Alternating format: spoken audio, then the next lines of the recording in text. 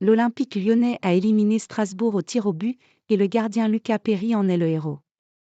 Pour le reste, l'équipe a montré un visage bien terne à l'exception de Benrahma, et l'efficacité offensive est critiquée.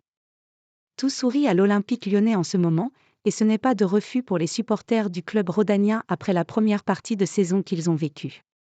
Même dans un match fermé contre Strasbourg, avec aucun but des deux côtés, la séance des tirs au but a permis à l'OL de passer et de valider son billet pour les demi-finales, avec une possible très belle affiche en perspective.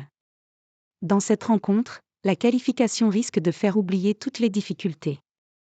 Mais tout de même, la domination stérile des Lyonnais a marqué les esprits, et la sortie sur blessure d'Alexandre Lacazette n'a rien changé. Il y a le sentiment que, malgré l'activité intéressante de Saïd Benrahma, l'OL aurait pu jouer des heures sans marquer. Lacazette et Nuama, c'est décevant.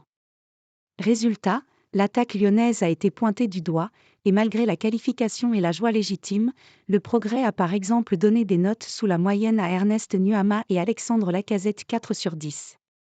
Une déception en première période. Un ou deux démarrages, mais il n'a jamais surpris les Strasbourgeois. Trop brouillon pour espérer conclure, a fait savoir le journal lyonnais au sujet du Ghanéen. De son côté, le général Lacazette a même été considéré comme un flop du match par l'équipe, qui lui a octroyé la note de 4/10. Une prestation trop neutre pour un joueur de son niveau.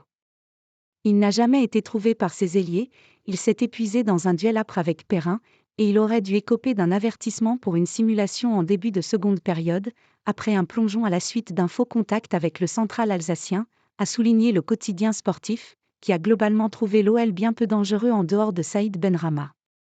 À l'image de l'entrée moyenne d'Orban, et celle guère plus inspirée de Malik Fofana, qui semble avoir beaucoup de difficultés à soutenir la dimension physique du football français pour le moment.